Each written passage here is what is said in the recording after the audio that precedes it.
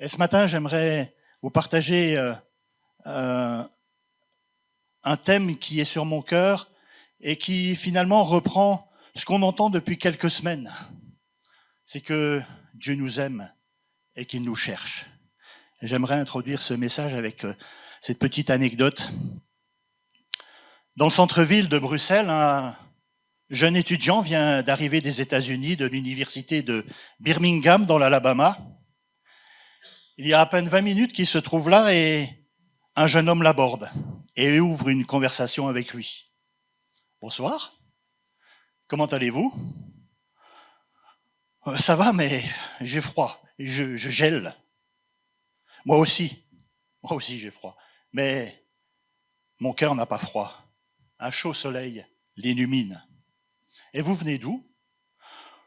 Oh ben, d'un endroit dont vous n'avez certainement jamais entendu parler, de Birmingham, dans l'Alabama.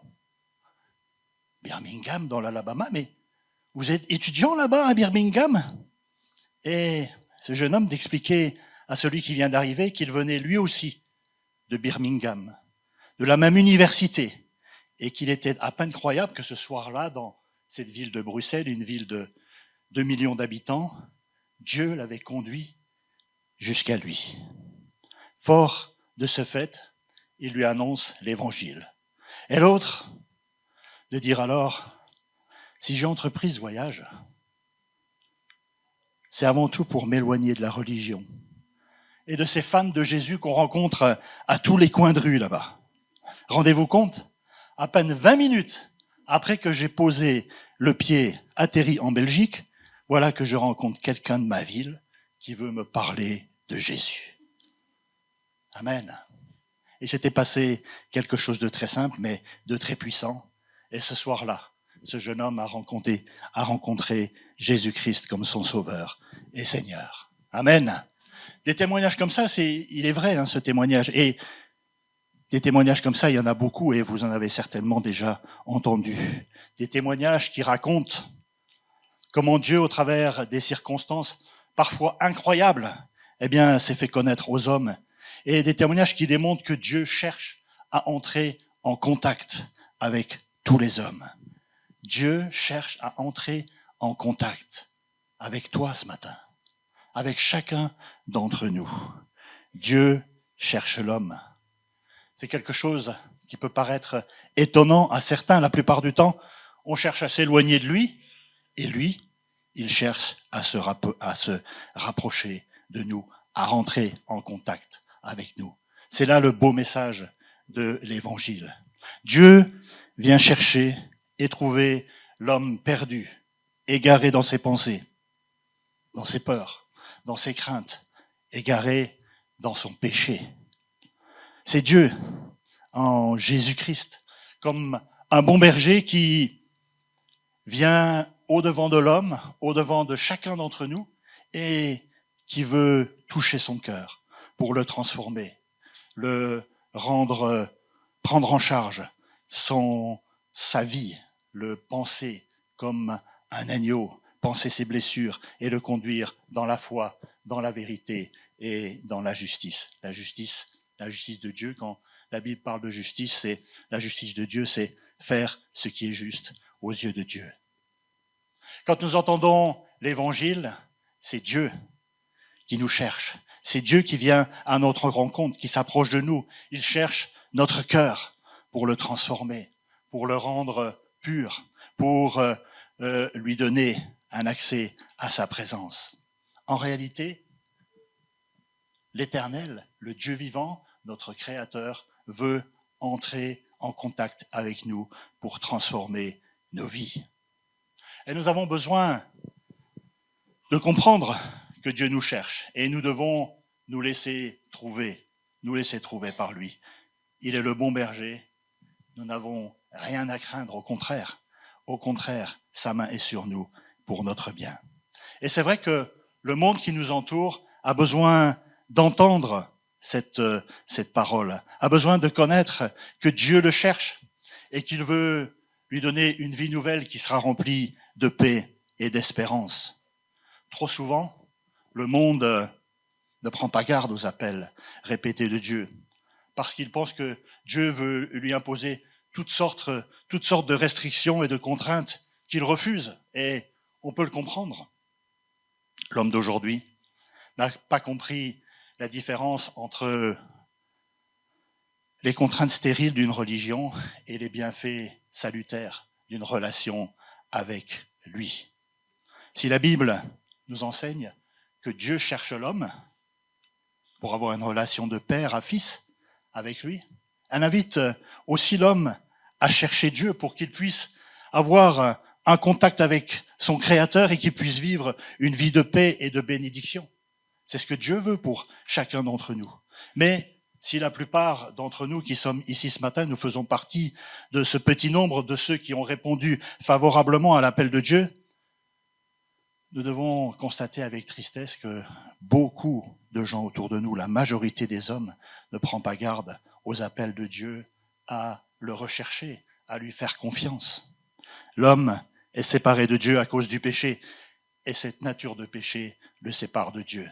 Paul dira aux Romains au chapitre 3, « Car nous avons déjà prouvé que tous, juifs et grecs, sont sous l'empire du péché, selon qu'il est écrit, il n'y a point de juste, pas même un seul. Nul n'est intelligent, nul ne cherche Dieu. Tous sont égarés, tous sont pervertis.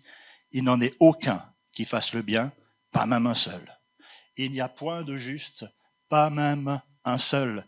Nul n'est intelligent, nul ne cherche Dieu. À cause de sa nature de pécheur, l'homme n'est pas enclin à chercher Dieu. Par contre, la Bible tout entière nous enseigne que Dieu aime l'homme malgré son péché.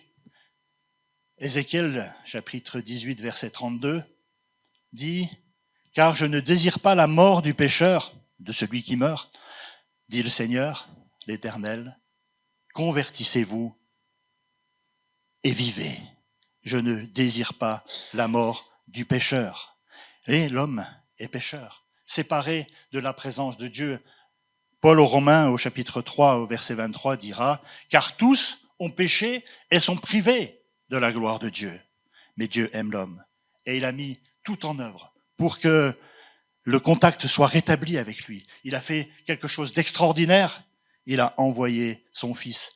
Et le verset clé de la Bible, c'est Jean 3,16, « Car Dieu a tant aimé le monde qu'il a donné son Fils unique afin que quiconque croit en lui ne périsse point, mais qu'il ait la vie éternelle. » Amen. Dieu a tant aimé le monde. Et non seulement Jésus a tout accompli pour que nous soyons réconciliés avec Dieu en donnant sa vie à la croix, mais il veut également faire connaître à tous les hommes qu'il est la solution. Il veut attirer à lui tous les hommes. Il nous cherche. Et moi, dira-t-il, quand j'aurai été élevé de la terre, j'attirerai tous les hommes à moi. La volonté du Seigneur, c'est d'attirer tous les hommes à lui. Et nous qui sommes ici, nous avons été attirés par sa parole, par son esprit, par sa présence. À un moment quelconque de notre vie, nous avons été attirés par lui et nous sommes venus, gloire à son nom. Cherchez l'Éternel. Sa parole nous invite à le chercher. Ésaïe 55, 6. Cherchez l'Éternel pendant qu'il se trouve. Invoquez-le tandis qu'il est prêt. Cherchez l'Éternel. C'est le message que le Seigneur veut nous donner ce matin, que nous avons besoin, envie de donner au monde. Cherchez l'Éternel. Cherchez l'Éternel tant qu'il se trouve. Nous avons encore, heureusement et fort heureusement, cette possibilité d'annoncer la parole de Dieu, de dire au monde que Dieu l'aime, de faire connaître au monde que son péché le sépare de Dieu, mais que Dieu l'aime d'un amour profond. Alors disons, cherchez l'Éternel tant qu'il se trouve. Et j'ai intitulé mon message ce matin, « Cherchez et vous trouverez ». Chercher, une des définitions de ce mot « chercher », c'est se déplacer, parcourir un lieu, faire des efforts pour trouver ou retrouver quelque chose ou quelqu'un qui se trouve à un endroit inconnu ou oublié. Voilà une des définitions de chercher. Et ainsi, on peut chercher une facture égarée, un document quelconque, on peut chercher ses clés, on peut chercher ses lunettes, on peut chercher son téléphone. Il y a plein de choses comme ça qu'on cherche au quotidien. On peut chercher la sortie, on peut chercher quelqu'un du regard, chercher ses mots aussi. Parfois, ça nous arrive, parfois ça m'arrive. On peut aussi se chercher, tenter d'améliorer la connaissance de soi. On peut chercher asile, chercher refuge auprès de quelqu'un, chercher de l'aide. On peut chercher à convaincre. On peut chercher à paraître, à bien paraître, à paraître bien, à paraître des fois autre chose que ce qu'on est vraiment. On peut chercher à paraître. On peut chercher à comprendre, à se comprendre. Certains cherchent l'amour, c'est-à-dire qu'ils ont besoin d'un conjoint, ils cherchent un conjoint. Parfois, on cherche son chemin. Et c'est vrai qu'aujourd'hui, on est bien aidé par les GPS et l'appli Google Maps qu'on a dans nos téléphones, mais ça n'a pas toujours été le cas. Combien de fois on a galéré à chercher notre chemin avec la carte sur les genoux, hein? Aujourd'hui, ça n'existe plus. D'autres cherchent fortune. Au XIXe siècle, vous connaissez ça, au XIXe siècle, aux États-Unis, il y a eu plusieurs ruées vers l'or et des centaines de milliers de chercheurs d'or se sont rués vers ces endroits où on avait, disait-on, découvert de l'or. Et se sont lancés dans des conditions souvent très difficiles à la recherche d'une fortune qui n'a souri finalement qu'à quelques-uns. Beaucoup cherchent aussi un emploi. Et par rapport à ça, eh bien, certains sont dans l'angoisse, alors que d'autres le prennent beaucoup plus à la légère.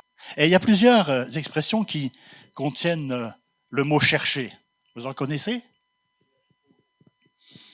Ça, c'est dans la Bible, on y reviendra.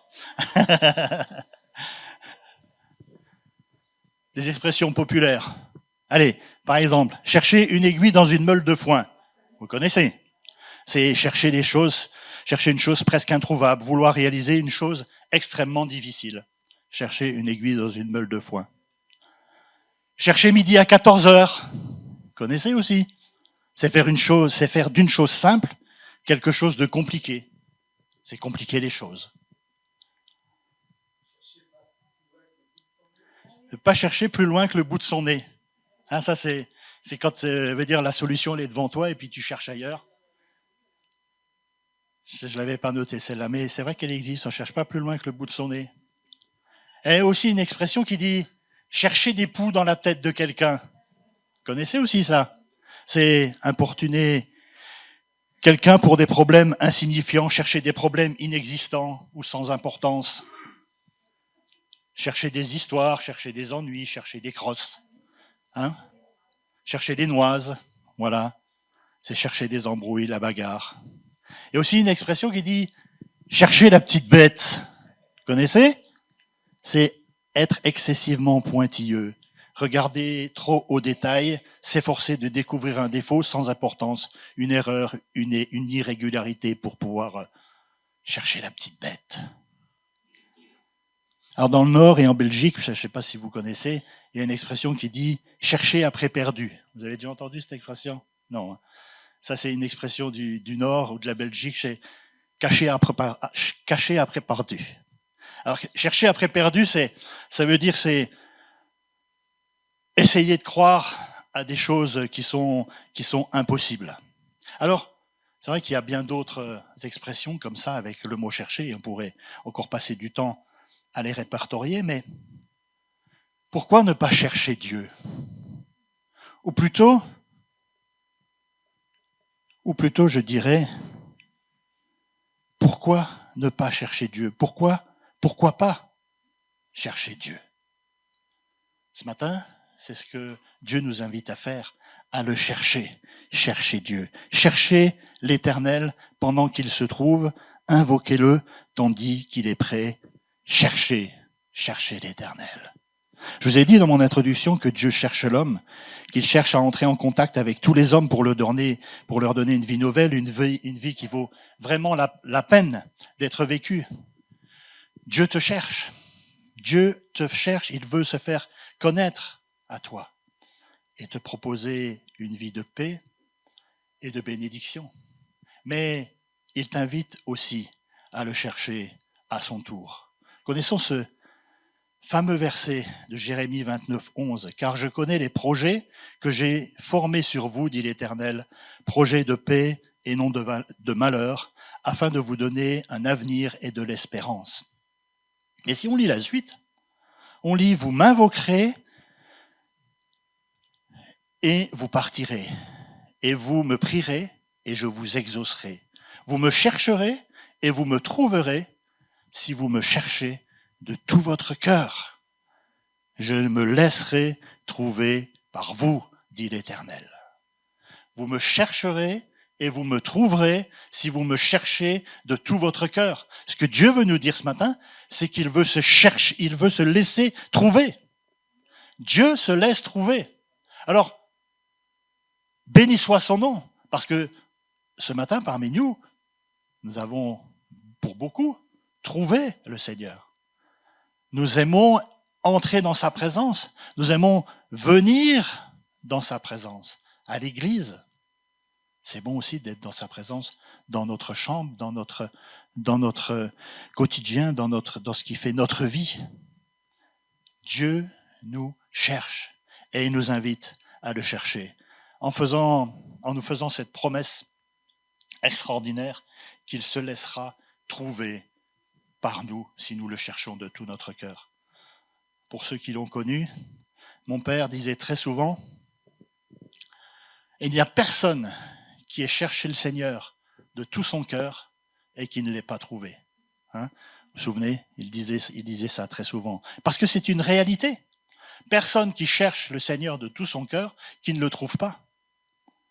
C'est vrai que, comme David, nous pouvons dire ce qu'il dira au psaume 34 et verset 4. « J'ai cherché l'Éternel et il m'a répondu, il m'a délivré de toutes mes frayeurs. » Et au verset 8, « Sentez et voyez combien l'Éternel est bon, heureux l'homme qui cherche en lui un refuge. » Alors ce matin, la question est simple, est-ce que nous cherchons le Seigneur? Est-ce que nous cherchons le Seigneur? L'autre question c'est, est-ce qu'on l'a trouvé? Avons-nous trouvé le Seigneur? Est-ce qu'on a une relation personnelle avec lui?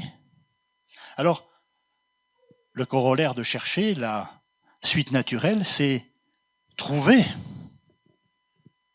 Tout à l'heure, Serge disait une expression, cherchez et vous trouverez. C'est une expression biblique, c'est ce que dira Jésus. Cherchez et vous trouverez. Mais on peut chercher sans trouver, me direz-vous. Et c'est vrai.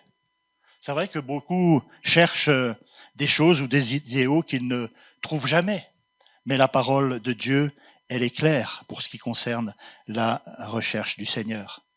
Verset 13 de Jérémie 29, nous l'avons vu. « Vous me chercherez et vous me trouverez. Si vous me cherchez de tout votre cœur, je me laisserai trouver par vous. » Et Jésus dira à ses disciples et à tous ceux qui l'écoutent, dans Matthieu 7, verset 7 par exemple, « Demandez et l'on vous donnera. Cherchez et vous trouverez. Frappez et l'on vous ouvrira. Car quiconque demande reçoit. Celui qui cherche trouve et l'on ouvre à celui qui frappe. » On a vu que Dieu nous aime, qu'il nous cherche et qu'il veut nous attirer à lui. Et pour que nous répondions à son appel, il va mettre en œuvre tout ce qui est en son pouvoir, tout ce qui est possible pour que nous puissions revenir à lui. Car je le rappelle, et nous le savons, l'homme est séparé de Dieu à cause du péché. Et ce que Dieu veut avant tout, c'est que nous soyons réconciliés avec lui. Alors, pour être réconciliés avec lui, il faut lui demander pardon pour nos péchés, pardon de ne pas nous être souciés de lui jusqu'ici.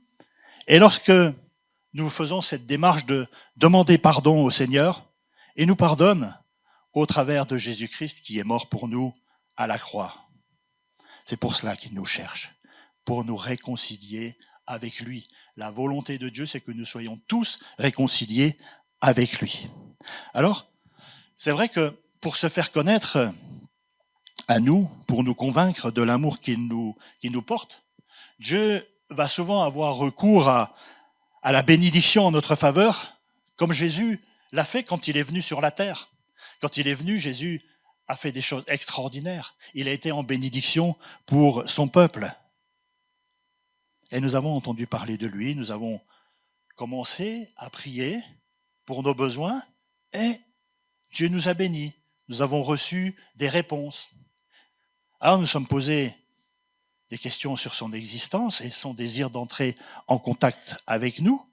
Et nous nous sommes laissés convaincre de son amour pour nous, ou de moins de l'attention qu'il nous portait, parce que finalement on s'est rendu compte que quand on le priait, attentif à la voix que nous avions entendue le concernant, quand on le priait, il répondait.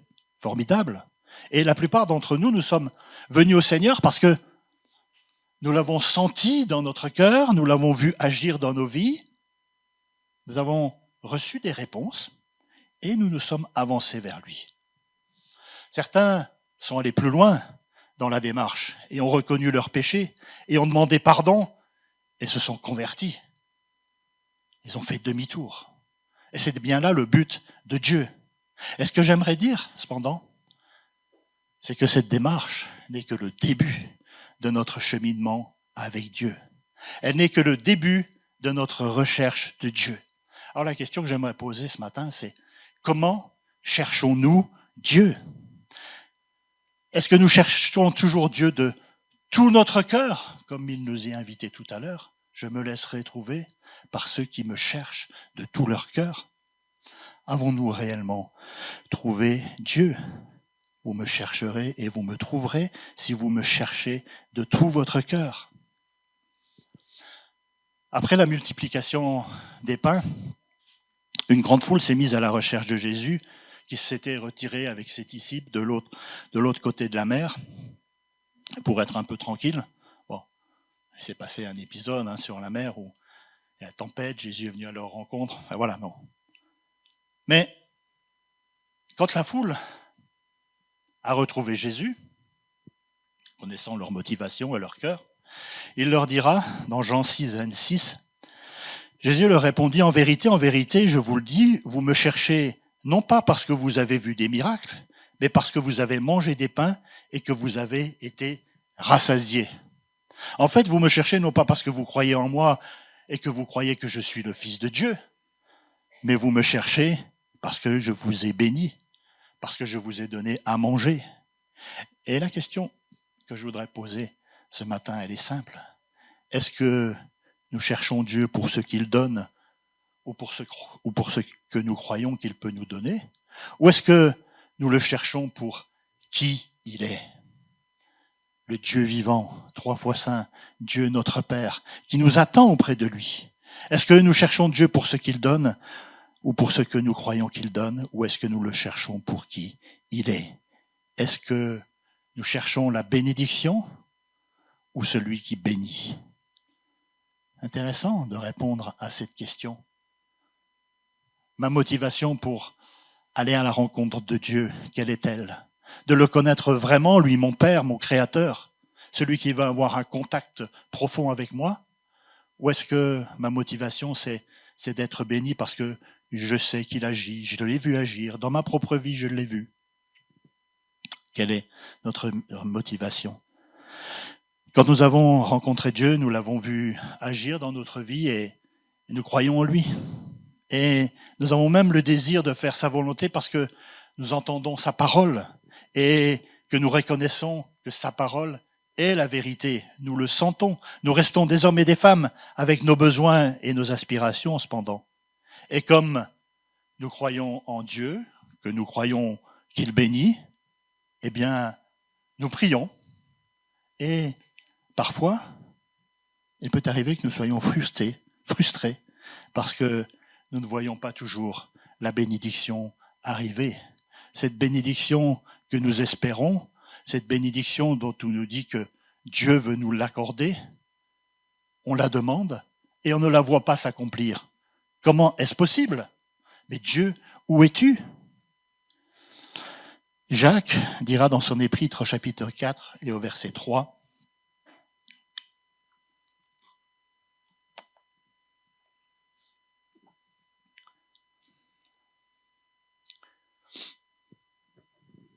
vous demandez et vous ne recevez pas, parce que vous demandez mal dans le but de satisfaire vos passions, c'est-à-dire vos désirs, vos besoins naturels. Vous demandez, vous ne recevez pas. Alors, qu'est-ce que c'est que ce Dieu qui m'a répondu, qui m'a donné de prendre conscience qu'effectivement, il existe, que même il m'aimerait, qui a déjà répondu à mes prières, et maintenant que je le prie et que je lui demande telle ou telle bénédiction qui me tient vraiment à cœur, dont j'ai vraiment besoin, voilà que il ne me répond pas. Des besoins naturels, nous en avons. Et c'est pas parce que nous sommes devenus chrétiens, enfants de Dieu, que nos besoins naturels s'estompent. Ils sont toujours là. Et c'est vrai que Dieu veut y répondre. Et Jésus va le dire à ses disciples dans Matthieu 6, verset 31. Ne vous inquiétez donc point. Ne vous inquiétez point, ne dites pas que mangerons-nous, que boirons-nous, de quoi serons-nous vêtus. Voilà nos besoins naturels et d'autres. Hein. Ne nous inquiétons pas de cela. Toutes ces choses-là, verset 32, car toutes ces choses, ce sont les païens qui les recherchent. Votre Père céleste sait que vous en avez besoin. Il le sait, le Seigneur, qu'on en a besoin. Et il est prêt à y répondre. Mais Jésus ira plus loin en disant, cherchez premièrement le royaume et la justice de Dieu, et toutes ces choses vous seront données par-dessus. Vos besoins naturels, Dieu les connaît. Vos aspirations, Dieu les connaît. Et il est capable et il veut y répondre. Parce qu'il nous aime. Et parce que, comme un père tendre et secourable envers ses enfants, il veut les bénir. Mais, attention, cherchez premièrement le royaume de Dieu et sa justice.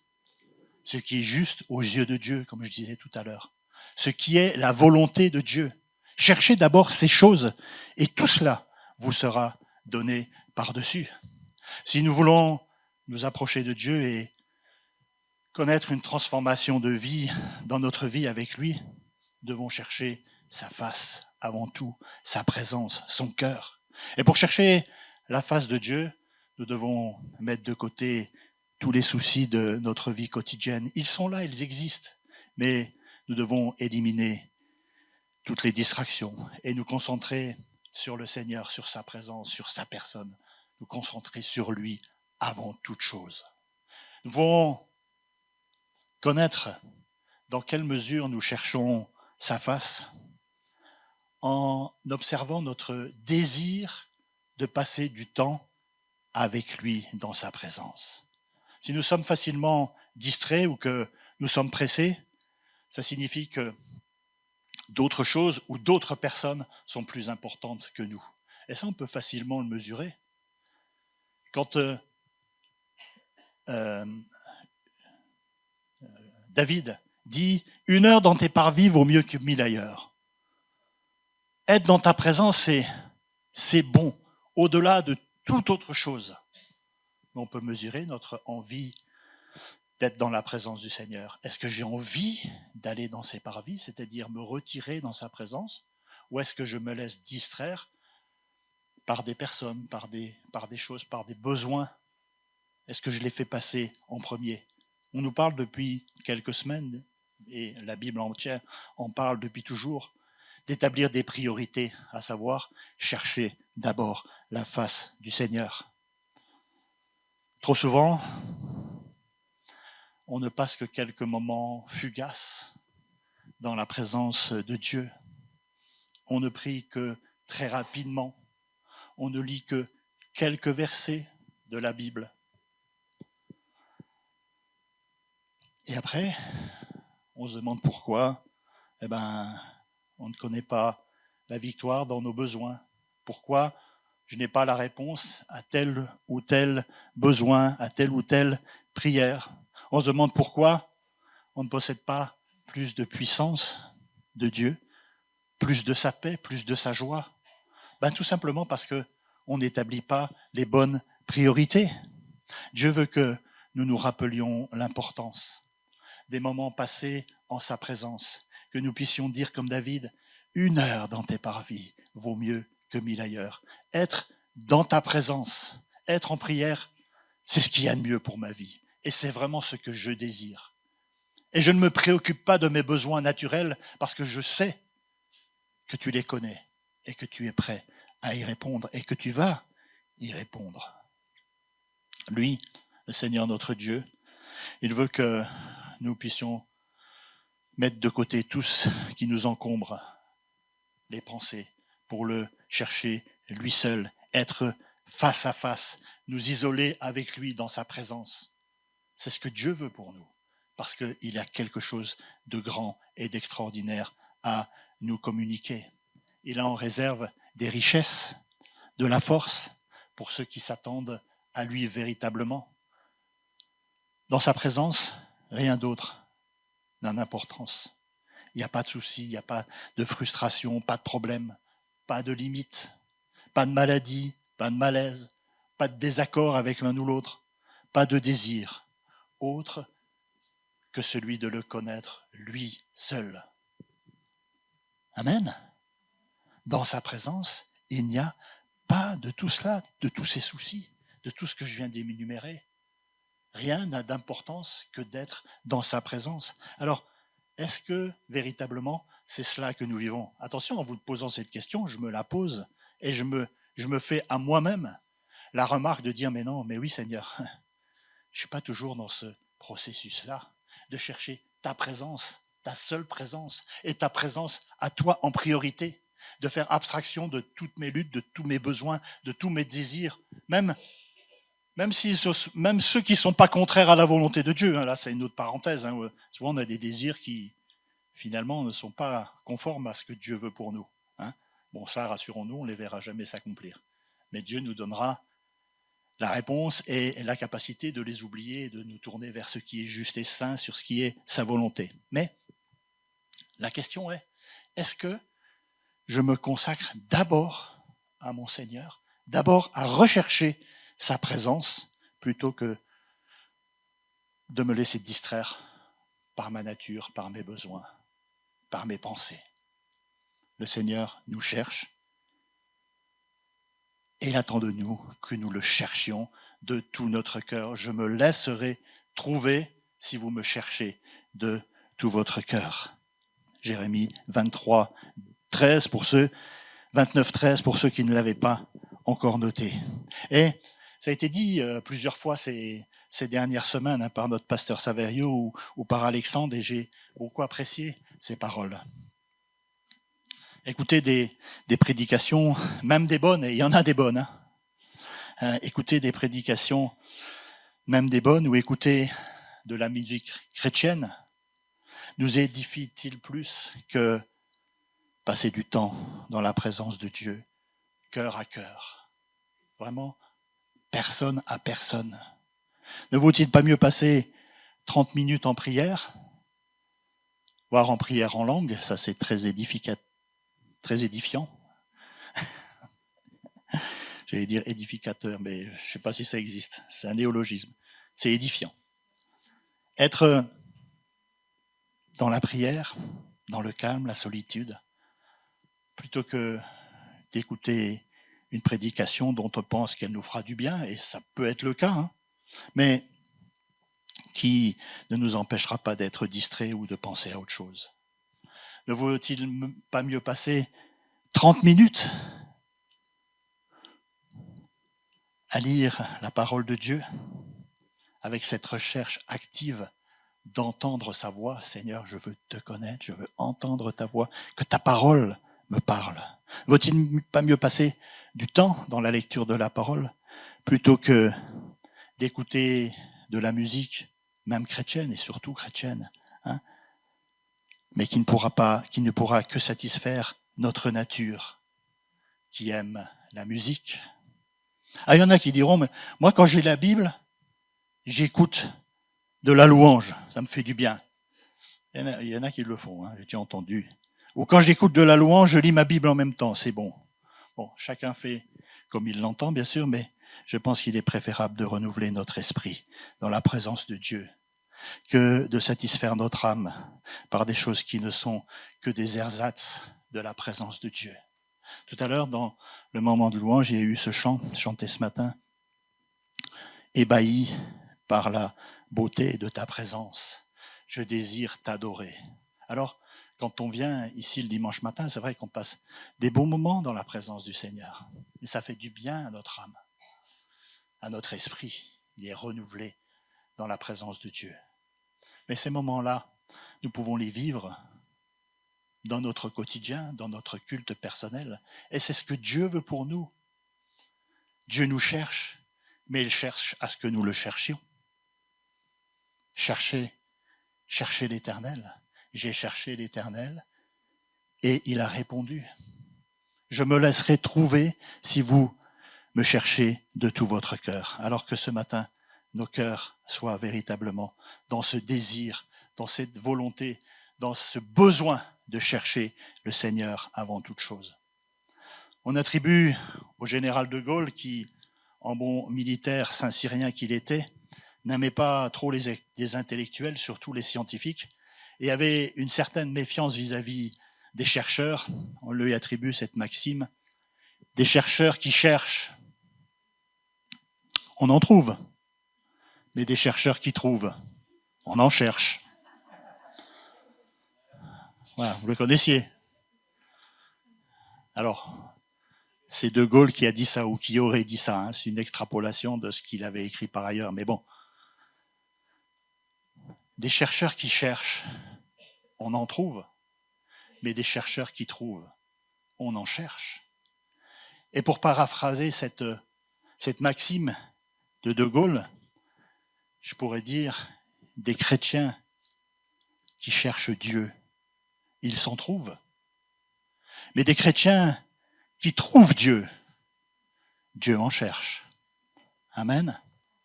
Alors que ce matin, nous soyons disposés, renouvelés dans notre cœur, avec ce besoin profond de chercher Dieu avant toute chose. Cherchez premièrement le royaume de Dieu et sa justice, et toutes ces choses, tous ces besoins, tout ce qui fait votre vie, tout ce qui porte votre attention, toutes ces choses, elles vous seront données par surcroît, en plus, et autant, et au-delà même de ce que vous pensez ou espérez, pour reprendre un autre passage.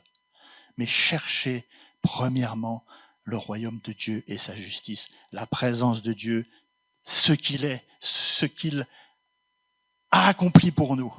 Recherchons sa face et sa présence, et nous vivrons de la vie et de la vie abondante qu'il nous a promise. Amen.